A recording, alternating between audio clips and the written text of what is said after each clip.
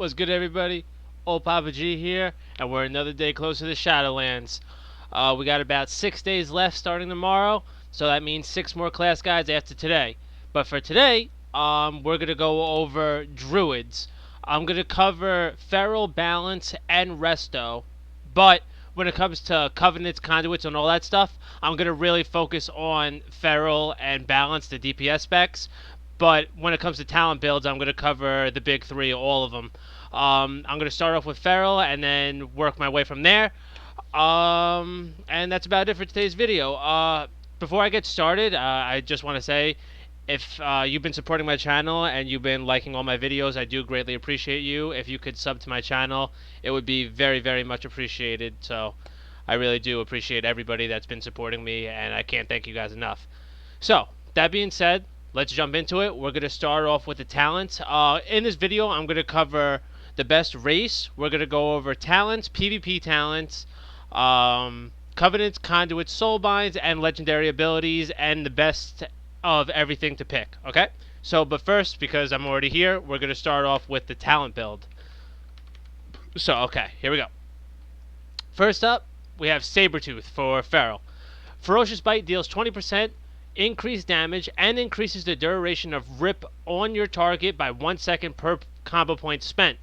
As of right now, feral really does have a lot of bursts. They've recently buffed Ferocious Bite. A lot of stuff has also been enhancing Ferocious Bite, which is a good change, because before they were really relying heavily on their bleeds and not much more than that, and their off heals. But now they also have a large burst about them as well. So it's really good to see, and this is definitely your preferred choice.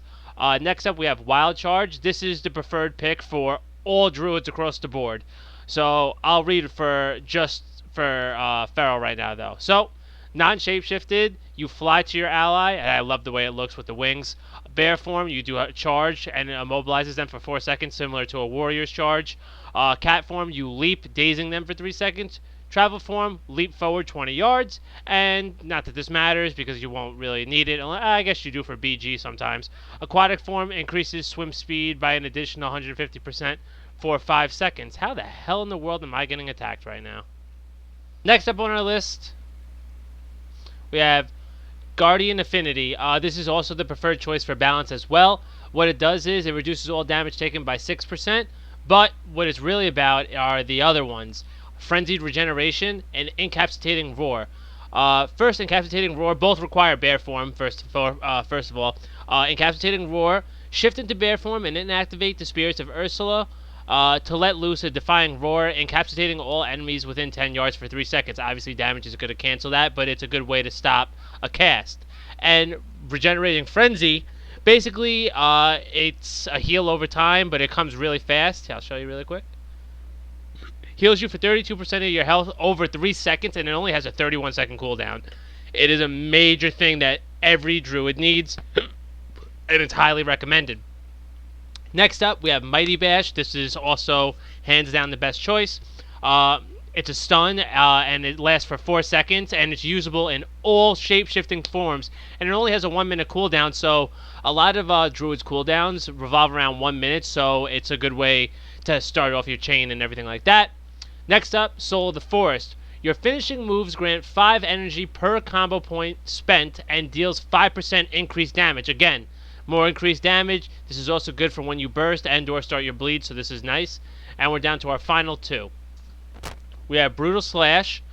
Strikes up to 5 nearby enemies with a massive slash, inflicting 385 physical damage. It awards 1 combo point. And lastly, this one's great because it's going to give you 5 combo points. But anyway, here we go. Feral Frenzy. And both of these moves, by the way, require cat form. Unleash a ferocious frenzy, clawing your target 5 times for 299 physical damage and an additional 2,057 bleed damage over 6 seconds. Again, this is adding to your bleed. It also gives an initial damage, only a 45-second cooldown, and it requires no combo points to do this, so it's another good thing to have. Okay, and finally, we're up to the PvP talents. First up, we have Ferocious Wound. Again, this is going to go more into your Ferocious Bite. Attacking with a 5 combo point Ferocious Bite reduces the target's maximum health by up to 10%. For 30 seconds, stacking up to 2 times. Ferocious Wound can only be active on one target at a time, which obviously makes sense because then it'd be really OP. But again, this is more increase on Ferocious Bite, making what the burst is all wrapped up around, which is that move in general. So before, earlier, when Shadowlands Beta first came out, really they only had bleeds and their off heals. They were basically just like, I don't know, they just weren't, they were a shell of themselves. They really didn't have the burst available. With all these recent changes to Ferocious Bite, now they are finally competitive, and they are within the A tier for all PvP categories like dueling. They're one of the best one-on-oneers in the game. They're great at BGs. They're really good at Arena as well. So everything all put together, they are definitely a solid choice. Now for our last two, we have Leader of the Pack. While in cat form, you increase the melee and rage critical chance of raid members within 40 yards by 5%.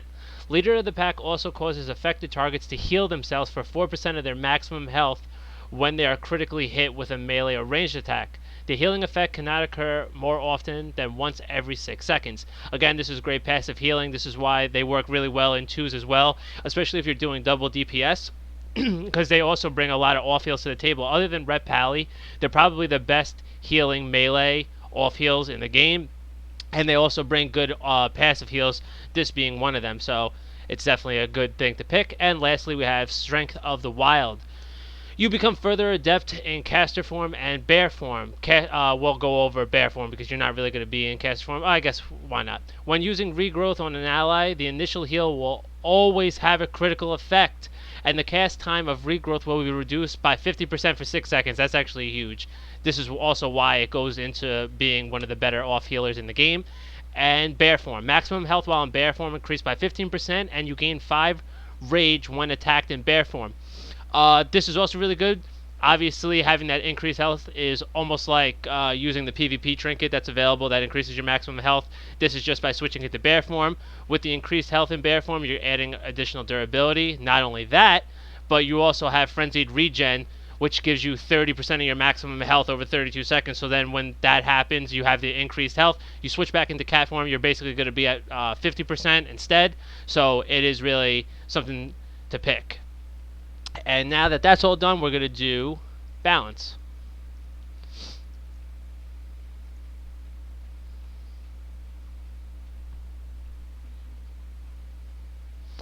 Okay, so balance. Here we go.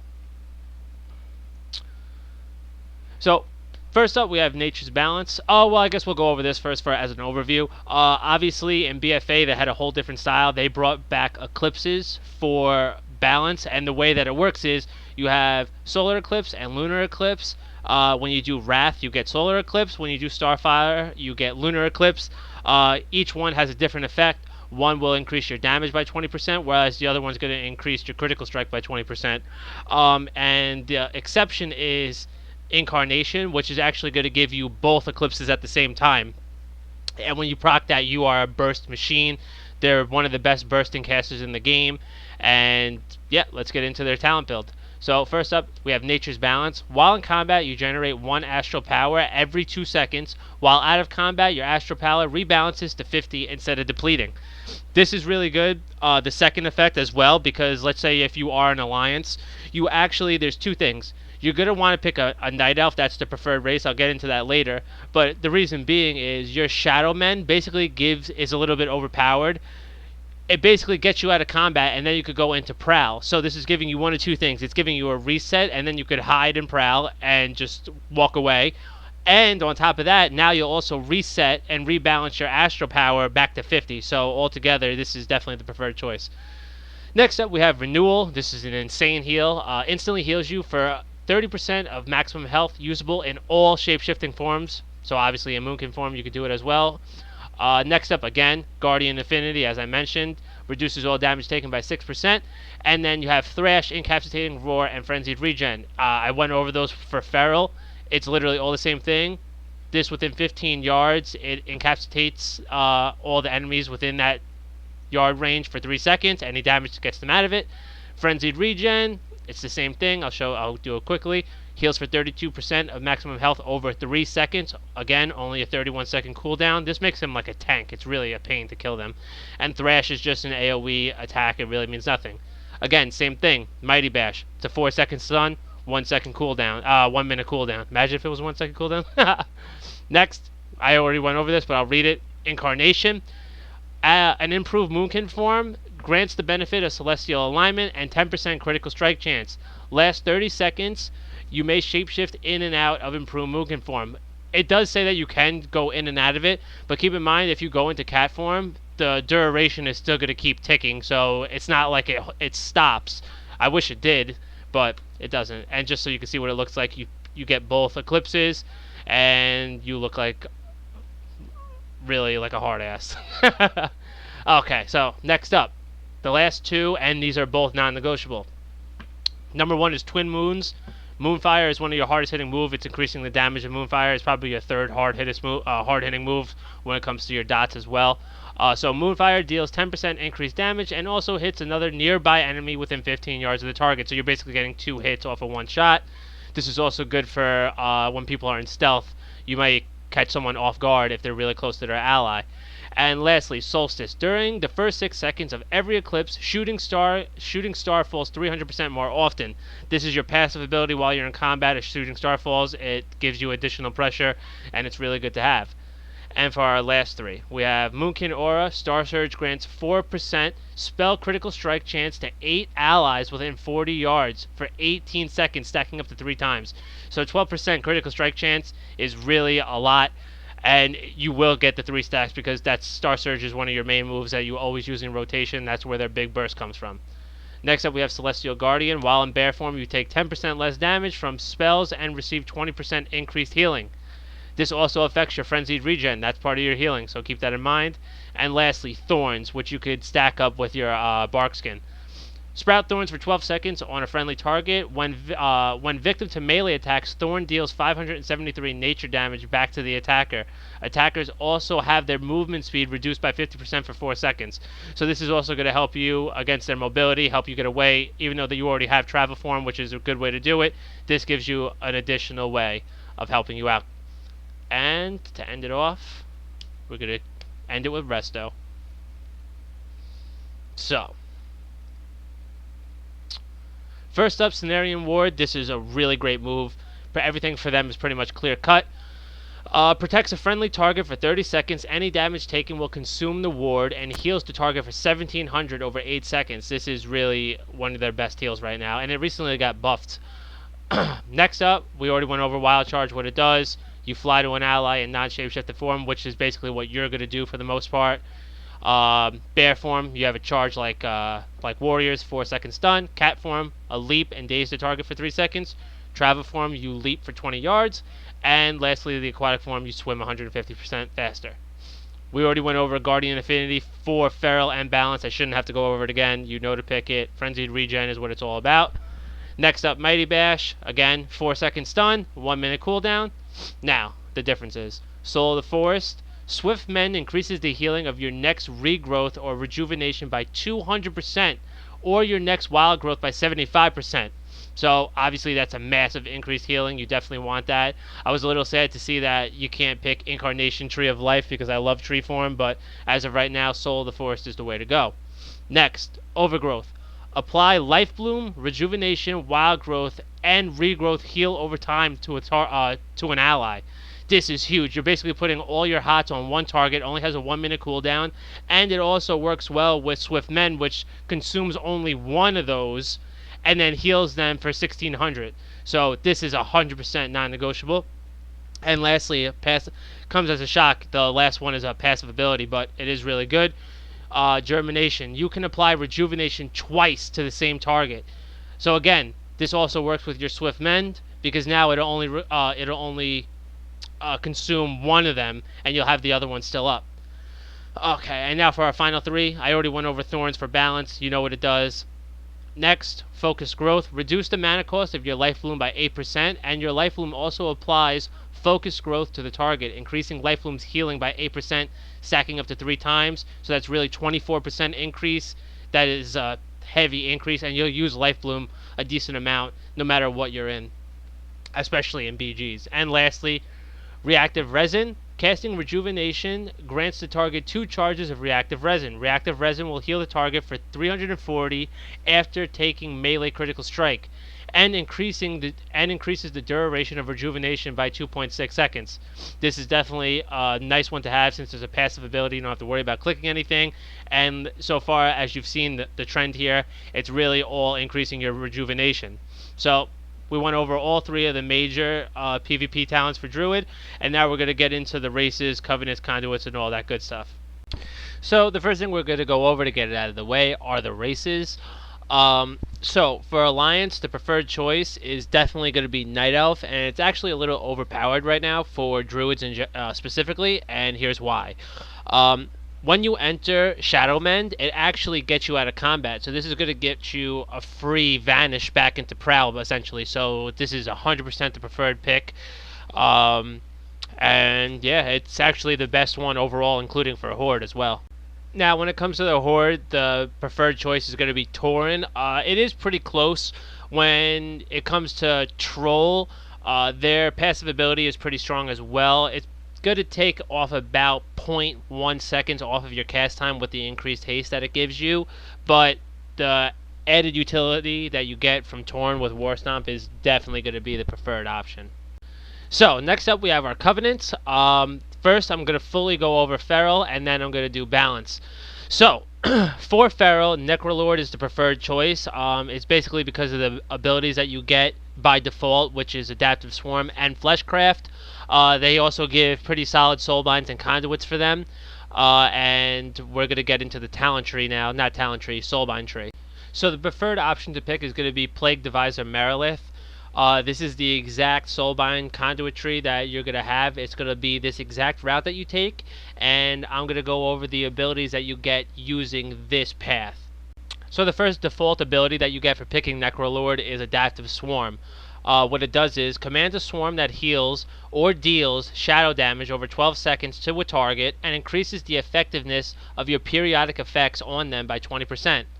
Upon expiration, jumps to a target within 25 yards, alternating between friend and foe up to 3 times. And it only has a 25-second cooldown, so basically you'll always have this up, because by the time it bounces between the 3 targets, you'll only have about a 5-second cooldown left, so it's definitely really, really good. The other default ability you're going to get is Fleshcraft. It forms a shield. Over 4 seconds, absorbs 20% of your maximum health. If you do this near a corpse, it actually goes up to 50% of your maximum health during the channel. Okay, so now that those default abilities are done, we're going to go over all of the other abilities that you get from your Soulbind tree. What you're going to pick is, you're going to pick 2 potencies. You're going to pick 1 finesse and 1 endurance. The difference between the 3 are pretty much self-explanatory. The endurance is going to go towards defenses, potency is going to increase your damage, and finesse is going to be about your mobility and your utility. So, first up, we're going to go over Toughest Bark, and the only reason why I'm going over this one first is because it's also the preferred pick for balance as well. What it does is Barkskin's cooldown is reduced by 10%. Again, obviously this is an endurance one because it's helping a defensive ability. Okay, now I'm going to go from the top down. First up, we have Ooze.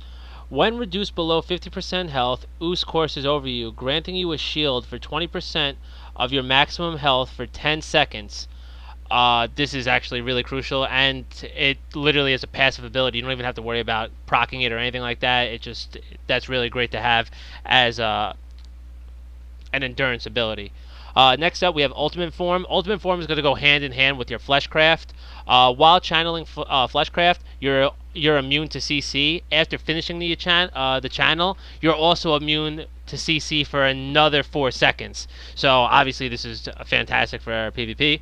Next up, we have Born of the Wilds. The cooldown of your Mighty Bash, Mash Entanglement, and Heart of the Wild, so that entire row, whichever one you pick, is reduced by 10%. So obviously if you did it based upon the talent I showed you, it's going to reduce Mighty Bash by 10%. So now it's only going to be 50 seconds instead of 60 seconds. Next up, it's going to be Taste for Blood. Ferocious Bite deals 3% increased damage for each bleed that you have on the target. You could get up to 4 bleeds on the target, so now you're increasing it for 12% damage, again beefing up your Ferocious Bite for a higher burst.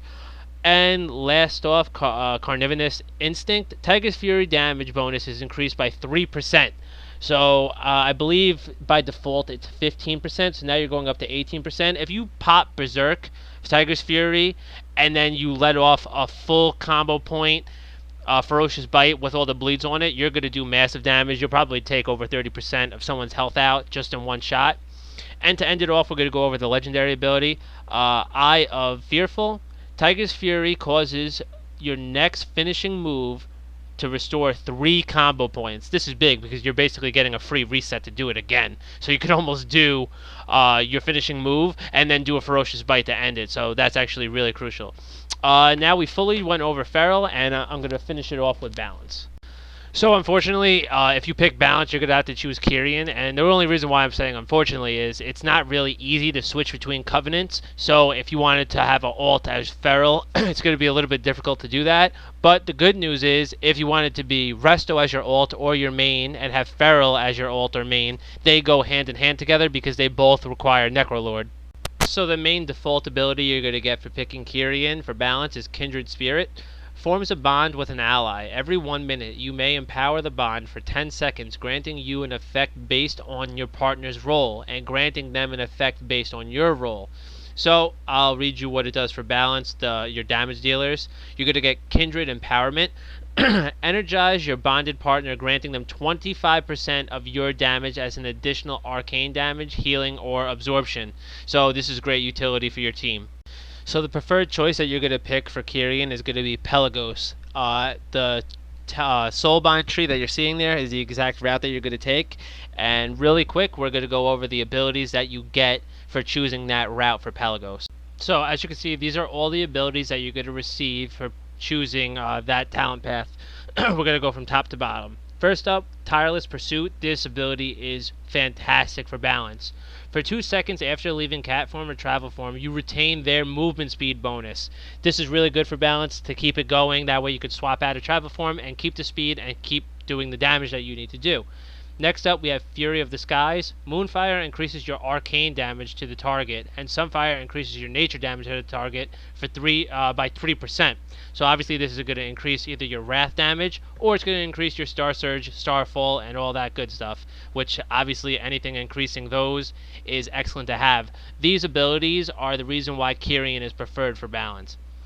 Next up, we have Umbreal Intensity. Eclipse damage bonus to Wrath and Starfire starts at 20% stronger. That is a huge buff, and it's 100% needed. Next up, Let Go of the Past. Using a spell or ability increasing your versatility by 1% for 10 seconds. Using another spell or ability increases this amount by 1%. When it's not repeated of the previous spell or ability that you did, stacking up to 5%. Obviously, this is going to increase your defense. It's going to make you live longer and make you more of a tankier build. Next up, Combat Meditation. Activating your Kyrian class ability increases your mastery by 5% for 20 seconds and occasionally expresses sorrowful memories. Walking through sorrowful memories extends this effect by 3 seconds. And for our last two before the legendary ability, we have Vial of Patience.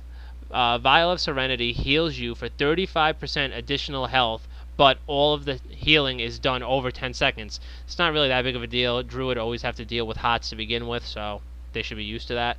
And last up, Vial of Serenity, restoring 20% health and removes all diseases, poison, curses, and bleed effects on you. This is a huge deal. You're basically getting like a mass dispel almost. You're wiping the slate clean and you're getting a heal.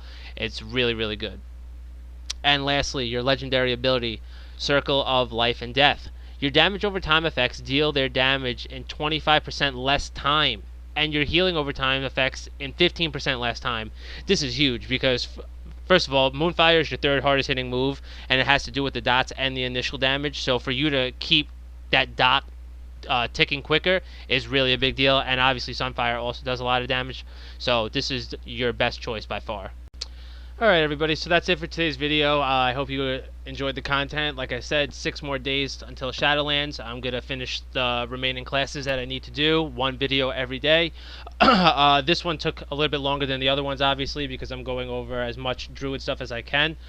If you do want to be Resto and you want to see the Covenant abilities and the Covenant tree and all that stuff, I suggest going on Skill Capped and checking them out.